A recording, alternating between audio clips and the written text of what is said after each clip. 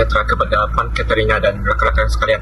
Kami daripada Kumpulan 5 B4 ingin membentangkan tentang perubahan harga petrol dan juga sumber alternatif. Baik, sebelum itu saya akan memperkenalkan ahli kumpulan saya. Pertama sekali, saya selaku moderator iaitu William Injihan dan ahli kumpulan saya yang lain iaitu Syaris dengan Trishana. Tanpa melengahkan masa, kami akan teruskan pembentangan kita pada hari ini. Saya akan sebagai pembuka untuk pembentangan pada kali ini. Baik, untuk bahagian pertama, saya akan membentangkan tentang konteks global terhadap perubahan harga petrol. Baik, harga minyak mentah ataupun petroleum bukan sekadar komoditi, tetapi dia merupakan asas kepada teknologi moden global. Sejak revolusi industri, tenaga berbentuk bahan api fosil seperti petroleum telah menjadi nadi kepada pembangunan manusia. Negara maju membina sistem pengangkutan infrastruktur dan teknologi mereka berdasarkan tenaga petrol dan gas. Petrol kimia ada pula memberikan bahan asas kepada industri plastik, pharmaceutical, cat dan sektor kimia yang lain. Baik, namun sejak beberapa dekade yang lalu, kita dapat menyaksikan harga minyak tidak stabil. Tidak seperti barang biasa, harga minyak sering naik dan turun dalam jumlah yang besar. Kadang-kadang perubahan ini berlaku dalam masa beberapa minggu ataupun beberapa bulan sahaja. Untuk memahami ini, kita perlu melihat sejarah harga minyak dunia. Pada tahun 1979,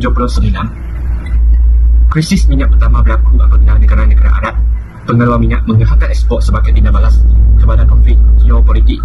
Harga minyak melonjak dan memberikan impak menjalan kepada ekonomi barat yang sangat bergantung kepada import minyak. Ini merupakan titik perubahan yang menunjukkan bahawa minyak boleh dimanipulasi melalui faktor selain permintaan asas.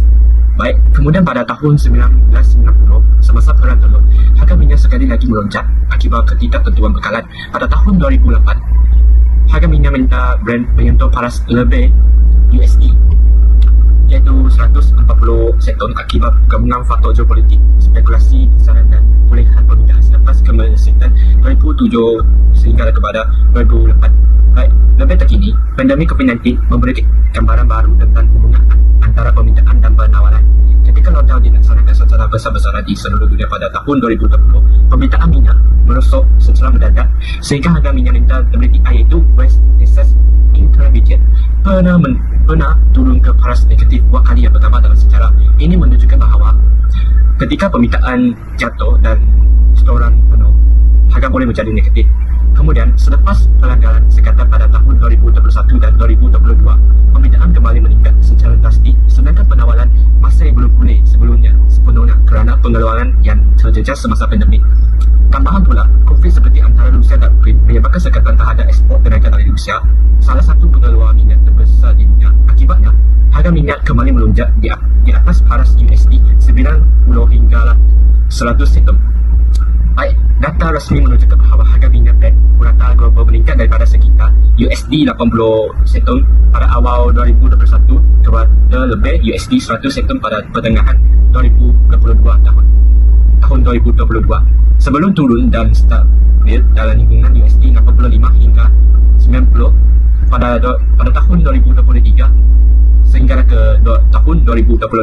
Fluktuasi ini bukan sekadar angka yang membawa implikasi besar terhadap ekonomi global dan negara seperti Malaysia.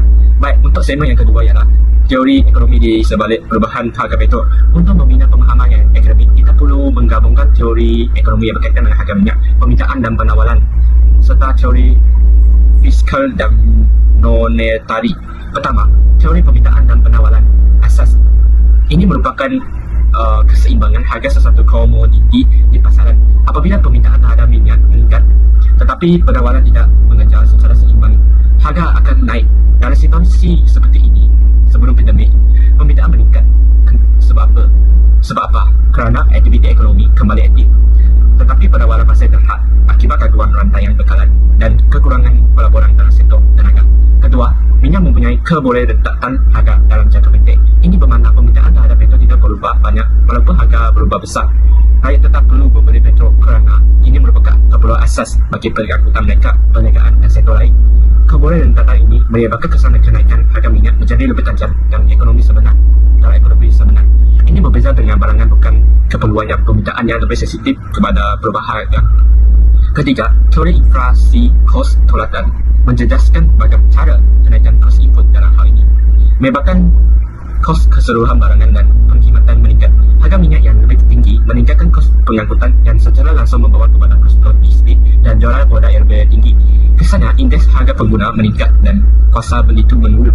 Keempat, teori politik tenaga global menunjukkan bahawa keputusan dasar oleh negara pengeluar minyak dan petroleum seperti OPEC memainkan peranan yang lebih besar daripada yang dijangkakan sekadar pemberitaan dan penawaran akses. OPEC yang merupakan gabungan negara pengeluaran minyak utama sering menetapkan kuota pengeluaran untuk menstabilkan harga tersebut. Keputusan ini dia bukan sekadar ekonomi, tetapi dia juga merupakan strategi ataupun geopolitik. Selain itu, teori sentimen pasaran dan spekulasi juga memberikan impak terhadap harga minyak. Pasaran komoditi termasuklah minyak turut dipengaruhi oleh jangkaan pelabur. Jika pelabur menjangkakan gangguan bekalan pada masa depan, mereka akan membeli kontrak dengan kehadapan minyak. Seterusnya, menaikkan harga pasaran semasa akibat spekulasi. Kesemuaan teori ini perlu digabungkan untuk memahami fenomena harga minyak dengan menyeluruh. Dan nantinya nyata, harga minyak bukanlah sahaja dipengaruhi oleh satu faktor, tetapi ada banyak faktor juga. Contohnya ekonomi, politik, psikologi, pasaran dan dasar kerajaan. Baik, saya akan balik kepada segmen yang ketiga, iaitu implikasi. Apakah kesan kalau makroekonomi ada Malaysia? Baik, seperti yang kita dapat ketahui, Malaysia mempunyai kedudukan unik kerana yang merupakan negara yang menggunakan minyak melalui Petronas. Tetapi pada masa yang sama, Malaysia masih mengimport produk petroleum bertapis. Ini membawa satu paradoks, iaitu Malaysia mendapat manfaat hasil minyak, tetapi dia juga terdedah kepada ketidaktentuan harga antarabangsa. Baik, apabila harga minyak dunia meningkat, pendapatan Petronas dan hasil kerajaan juga meningkat kerana keuntungan dari penjualan minyak mentah dan gas yang diekspor. Dividen daripada Petronas juga menjadi salah satu sumber utama pendapatan negara yang membantu membiayai kebelanjaan pembangunan seperti pendidikan dan kesihatan. Namun, realitinya ialah apabila harga minyak menaik, rakyat turut merasai kos sara hidup yang lebih tinggi kerana harga bahan api lain turut naik, terutama apabila subsidi tidak cukup untuk menampung sepenuhnya kenaikan tersebut. Baik, sebagai respon kepada ketidaktentuan harga, kerajaan Malaysia telah melaksanakan dasar subsidi bersasar seperti program Budi 95 yang menetapkan harga ROM 95 pada harga RM1.99 seliter dengan hak penggunaannya tertentu bagi individu yang layak. Pendekatan ini direka untuk memastikan golongan berpendapatan rendah dan sederhana tidak terlalu terbeban oleh kenaikan harga petrol. Data resmi menunjukkan bahawa sebahagian besar rakyat Malaysia mendapat akses kepada harga subsidi ini setiap bulan, membantu mereka meringankan beban hidup mereka. Baik, tetapi isu subsidi ini sendiri membawa dilema fiskal. Pada tahun 2024 hingga tahun 2025, jumlah subsidi petrol dianggap mencapai puluhan bilion ringgit setahun. Jika disalah urus, ini boleh memberikan tekanan kepada bajet negara mereka dan mengurangkan ruang fiskal untuk perbuatan lain seperti infrastruktur digital, pendidikan tinggi dan penjagaan kesihatan. Dalam jangka panjang, dasar subsidi perlu disemak semula agar dia bukan sahaja tidak sebagai penampan, tetapi dia turut menyokong informasi ekonomi yang lebih mampan. Baik, kesan lain kalau perubahan harga petrol ialah indikator makroekonomi seperti inflasi, fasa beli dan perubahan GDP. Inflasi kos tolakan akibat kenaikan harga tenaga boleh memberikan kesan kepada kadar penggunaan domestik dalam pelaburan perniagaan. Jika kos import meningkat, perniagaan terpaksa menyesuaikan harga jualan mereka, yang seterusnya ia akan mengurangkan permintaan isi rumah mereka apabila harga barang dan perkhidmatan menjadi lebih tinggi. Selain itu, sektor perniagaan berasaskan pengangkutan dan logistik turut terjejas secara langsung kerana kenaikan kos bahan api meningkatkan kos operasi. Ini membawa kepada situasi di mana syarikat perlu menstruktur semula model operasi, mengurangkan margin keuntungan ataupun meningkatkan kos kepada pengguna. Baik, dari sudut sejarah, Malaysia pernah menghadapi situasi inflasi tinggi apabila harga minyak melonjak secara mendadak yang kemudian diikuti oleh dasar pengurangan subsidi. Keputusan ini memberikan impak kepada permintaan pengguna dalam jangka pendek dan pertumbuhan ekonomi dalam jangka panjang.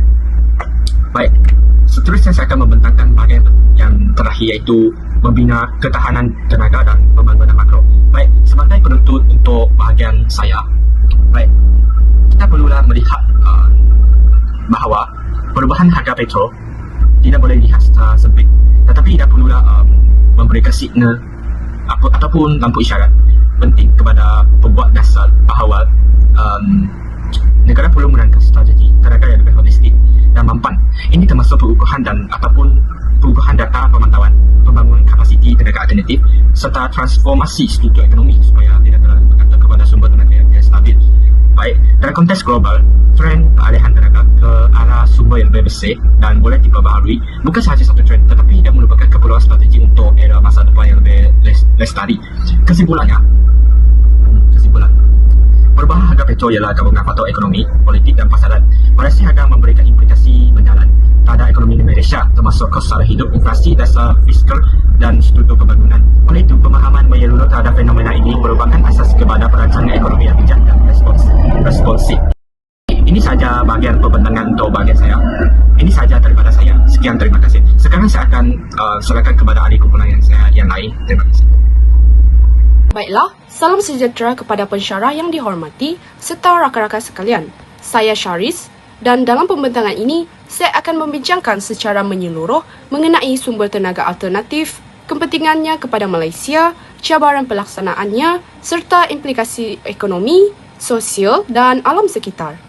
Topik ini adalah sangat relevan kerana perubahan harga petrol global bukan sahaja menjejaskan kos sara hidup dan ekonomi, tetapi juga membuka peluang untuk Malaysia merangka strategi tenaga yang lebih mampan, lestari dan berdaya tahan. Seterusnya, kepentingan tenaga alternatif dalam konteks global dan Malaysia. Ketidaktentuan harga minyak global dan konflik geopolitik telah menunjukkan bahawa kebergantungan kepada bahan api fosil membawa risiko yang serius kepada kestabilan ekonomi. Negara yang terlalu bergantung kepada minyak dan gas terdedah kepada guncangan pasaran, inflasi yang tinggi dan kelemahan daya saing. Oleh itu, sumber tenaga alternatif muncul sebagai strategi untuk meningkatkan keselamatan tenaga, iaitu keupayaan negara memastikan bekalan tenaga yang mencukupi, stabil dan mampu milik untuk menyokong pembangunan ekonomi. Malaysia dengan kedudukannya berhampiran dengan Khatulistiwa mempunyai potensi besar dalam tenaga solar. Kajian oleh Suruhanjaya Tenaga Malaysia pada tahun 2023 menunjukkan bahawa purata radiasi matahari di Malaysia adalah sekitar 4.5 hingga 5.5 kWh per M2 per hari yang cukup untuk menyokong projek solar berskala besar. Tenaga solar bukan sahaja sumber tenaga bersih tetapi juga menjana peluang ekonomi melalui pelaburan dalam sektor teknologi hijau, penciptaan pekerjaan dalam pemasangan dan penyelenggaraan panel solar serta pengurangan kos elektrik jangka panjang.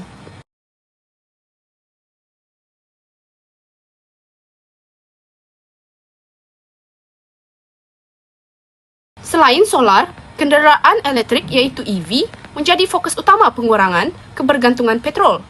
Statistik Jabatan Pengangkutan Jalan iaitu JPJ pada tahun 2024 menunjukkan lebih 32,000 EV telah didaftarkan di Malaysia, manakala sasaran kerajaan adalah untuk mencapai 125,000 unit menjelang 2030. Insentif seperti pengecualian cukai, duty import dan skim pembiayaan EV bertujuan mempercepatkan penembusan pasaran. Transformasi ini tidak hanya mengurangkan penggunaan petrol, tetapi juga membantu Malaysia memenuhi komitmen terhadap pengurangan pelepasan karbon di bawah Perjanjian Paris 2015.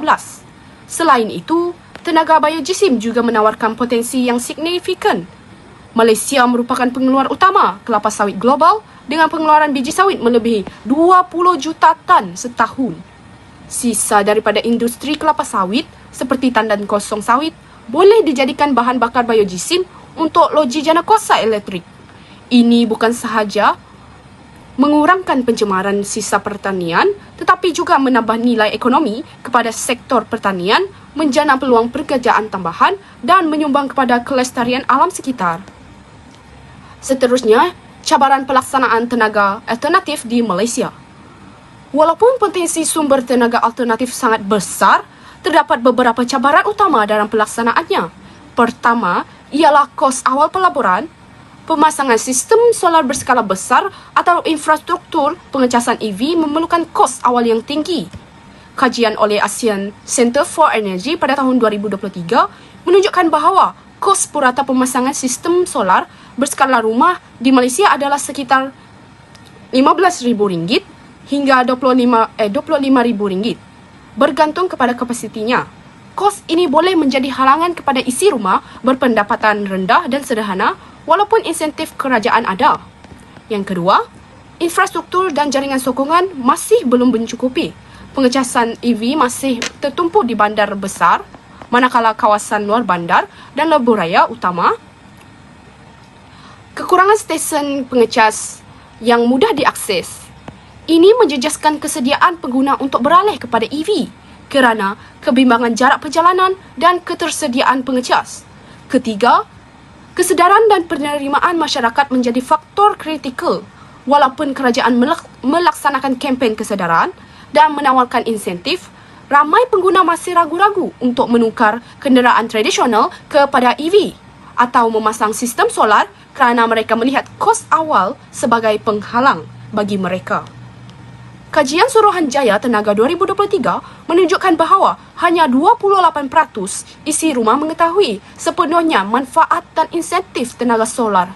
Keempat, kekangan teknikal dan penyelenggaraan juga menjadi isu. Panel solar memerlukan penyelenggaraan berkala untuk memastikan kecekapan maksimum, manakala EV memerlukan jaringan servis khusus dan bateri yang mahal. Kekurangan teknikal boleh memperlahankan pengambilan tenaga alternatif secara meluas. Seterusnya, saya akan menerangkan impak ekonomi sosial dan alam sekitar tenaga alternatif. Pelaburan dalam tenaga alternatif bukan sekadar pelaburan teknologi, tetapi juga pelaburan strategik dalam pembangunan ekonomi yang mampan. Secara ekonomi, ia membantu mengurangkan kos tenaga jangka panjang dan mengurangkan kebergantungan kepada pasaran minyak global yang tidak stabil. Analisis oleh World Bank pada tahun 2023 menunjukkan bahawa peralihan 20% penggunaan tenaga elektrik domestik kepada sumber boleh diperbaharui dapat menjimatkan hampir USD 1 bilion dalam kos import minyak setiap tahun bagi Malaysia. Dari perspektif sosial, tenaga alternatif mencipta peluang pekerjaan baharu. Projek solar, pemasangan panel, penyelenggaraan sistem EV dan pembangunan biojisim memerlukan tenaga kerja terlatih, seterusnya meningkatkan kemahiran teknikal dalam kalangan rakyat. Ini turut menyokong agenda pembangunan manusia dan ekonomi hijau. Dari perspektif alam sekitar, penggunaan tenaga bersih seperti solar dan biojisim mengurangkan pelepasan karbon. Malaysia berkomitmen untuk mengurangkan intensiti karbon sebanyak 45% menjelang 2030 dan sumber tenaga alternatif merupakan instrumen utama dalam mencapai sasaran tersebut. Selain itu, sisa pertanian dan biojisim yang digunakan sebagai tenaga mengurangkan pencemaran, menjadikan proses pertanian dan industri lebih mesra alam. Peralihan tenaga juga mempunyai implikasi kepada kestabilan ekonomi.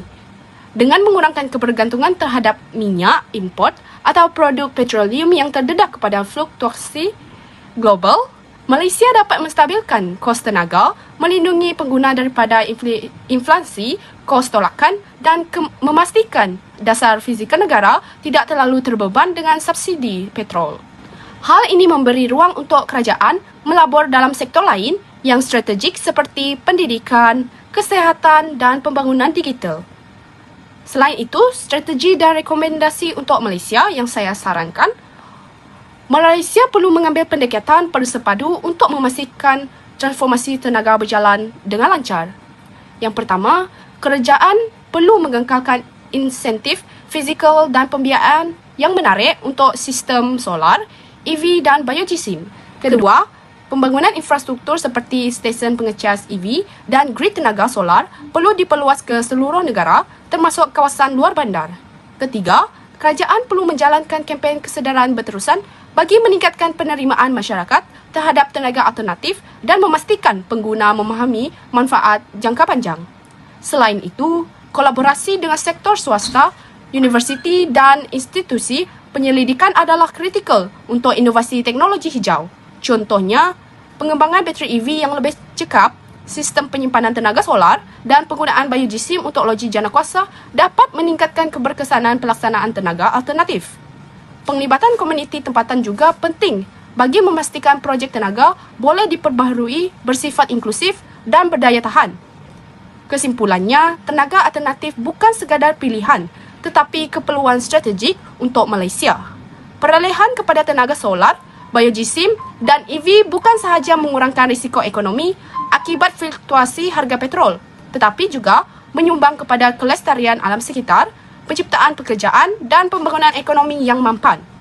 Strategi ini memerlukan pelaburan, infrastruktur, kesedaran dan dasar yang bersepadu. Malaysia berpotensi menjadi contoh negara ASEAN yang berjaya mengintegrasikan tenaga alternatif ke dalam ekonomi dan pembangunan sosial secara berkesan dalam konteks jangka panjang. Dengan itu, pembentangan saya mengenai tenaga alternatif dan implikasinya terhadap ekonomi, sosial dan alam sekitar Malaysia sudahlah tamat. Itu saja daripada saya. Sekian, terima kasih. Baiklah, kita telah mendengar penjelasan dari Saudari Sharis dan Saudara William berkenaan dengan topik mereka. Jadi kini giliran saya, Trisiana, yang akan menjelaskan tentang implikasi perubahan harga petrol dan transformasi tenaga terhadap ekonomi dan sosial di negara Malaysia. Baiklah, sebelum saya melanjutkan ke penjelasan tentang topik saya ada menyediakan satu video yang berkaitan dengan kejatuhan harga minyak.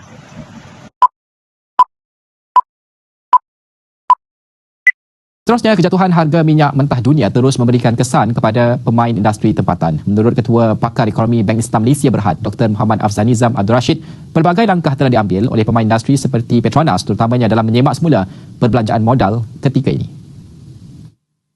Kesan kejatuhan harga minyak ni kalau dari segi para pemain industri minyak dan gas memangnya terkesan kerana seperti yang disebutkan tadi, beberapa syarikat apa dikatakan all majors seperti Petronas dan sebagainya, mereka ini akan orang kata tu menyemak semua perbelanjaan modal dan mengurangkan perbelanjaan modal bagi mengambil kira tentang keadaan semasa minyak lah, yang mana kita ketahui lebihan penawaran tu masih lagi berleluasa.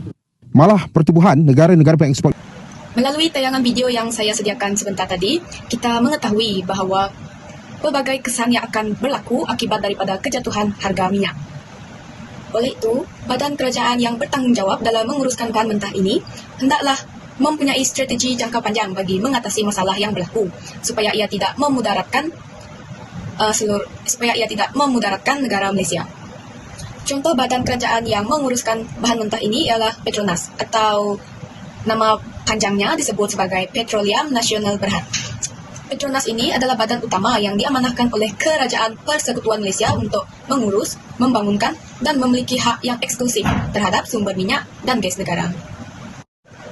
Fokus pada bahagian saya adalah merangkumi kesan ekonomi, kesan sosial dan kesan fizikal serta apakah strategi yang perlu dilaksanakan oleh badan kerajaan bagi memastikan kestabilan negara Malaysia kekal semasa menghadapi masalah-masalah global. Kita beralih kepada segmen yang pertama, iaitu implikasi perubahan harga petrol terhadap ekonomi domestik. Seperti yang kita tahu, perubahan harga petrol memberi kesan yang sangat langsung kepada kos sara hidup rakyat Malaysia. Hal ini kerana petrol bukan sahaja bahan bakar untuk kenderaan, tetapi juga petrol ini adalah satu input penting dalam sektor perniagaan dan logistik. Oleh itu, sekiranya harga petrol ini naik, ia dapat meningkatkan kos pengangkutan barangan keperluan, termasuklah kos pengangkutan makanan, kos bahan binaan, dan kos bagi produk pengguna. Inflasi kos telah akan berlaku apabila peniaga memindahkan kos tambahan ini kepada pengguna. Contohnya, bagi golongan B40 dan M40. Golongan-golongan ini akan menjadi paling terjejas kerana sebahagian besar pendapatan mereka diperuntukkan untuk keperluan asas, seperti makanan, pengangkutan, dan bil utility. Secara statistiknya, indeks harga pengguna iaitu CPI Malaysia pada tahun 2023 telah meningkat sebanyak 3.4% berbanding tahun yang sebelumnya. Sebahagian besarnya disebabkan kenaikan oleh kos bahan api dan elektrik. Inflasi ini menghakis kuasa beli rakyat, terutamanya mereka yang tinggal di kawasan bandar dan bergantung sepenuhnya kepada pengangkutan awam atau kenderaan kendiri. Kos sara hidup yang meningkat juga menjejaskan tahap tabungan isi rumah yang penting untuk kestabilan kewangan jangka panjang. Selain itu, kenaikan harga petrol turut menjejaskan produktiviti perniagaan. Hal ini kerana seperti syarikat pengangkutan, logistik dan pengedaran terpaksa menanggung kos operasi yang lebih tinggi, yang seterusnya boleh menurunkan margin keuntungan. syarikat ini sangat menjejaskan beberapa jenis syarikat, terutamanya syarikat kecil dan sederhana atau sering disebut sebagai nama singkatannya yaitu SME. Hal ini kerana SME paling terdedah dengan kapasiti mereka untuk menampung kos tambahan adalah terhad. Hal ini boleh menjejaskan pertumbuhan ekonomi domestik sekiranya tiada langkah penyelesaian yang efektif dilaksanakan. Di peringkat fiskal pula, kerajaan Malaysia mengambil langkah untuk mengimbangi kenaikan harga global melalui subsidi bersasar. Contoh program yang dilaksanakan oleh badan kerajaan seperti yang kita lihat pada tahun 2026 ini iaitu program Budi 95, di mana program ini menetapkan harga RON 95 hanya pada RM1.99 Malaysia seliter dengan had penggunaan tertentu bagi individu yang layak. Syarat bagi individu yang ingin menggunakan program Budi 95 ini adalah hendaklah berwarga negara Malaysia, dan itu umur hendaklah 18 tahun ke atas, dan yang ketiga, individu tersebut hendaklah mempunyai lesen kenderaan.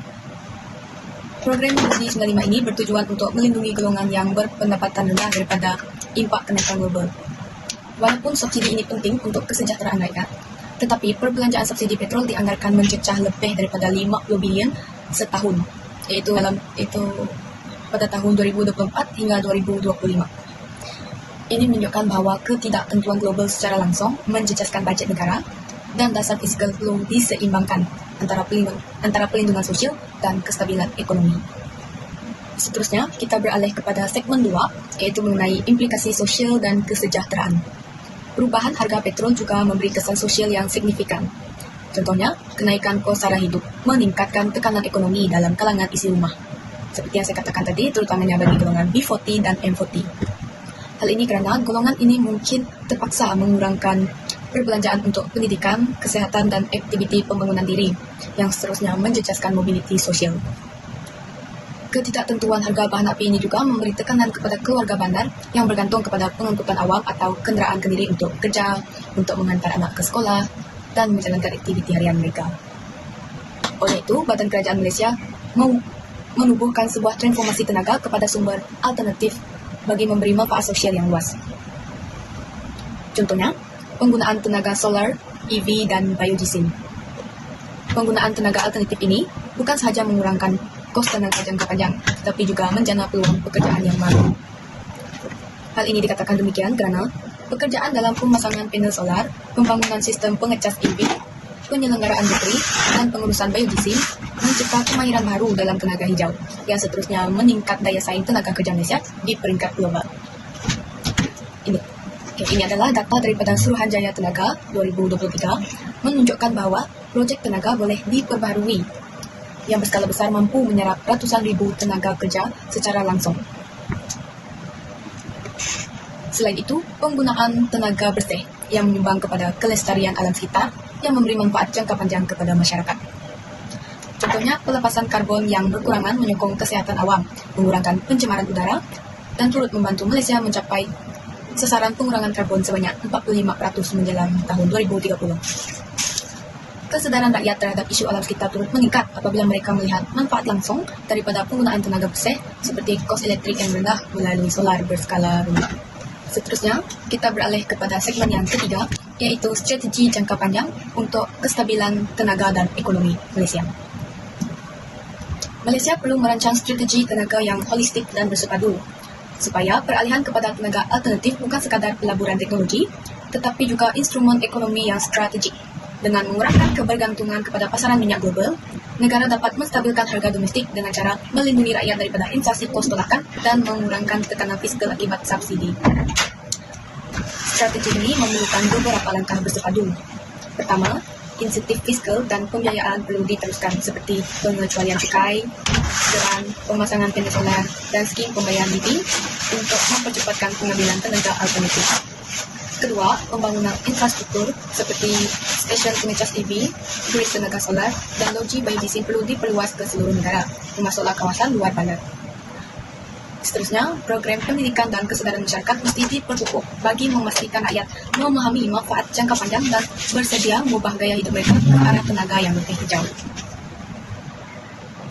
Selain itu juga, kerjasama dengan sektor swasta, universiti dan institusi penyelidikan juga perlu bagi memastikan strategi jangka panjang ini terlaksana.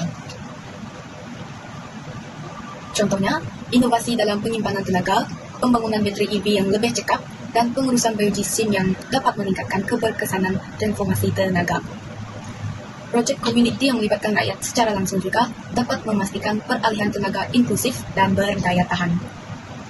Baiklah, kita akan beralih ke segmen yang keempat, iaitu refleksi kritikal dan peluang Malaysia.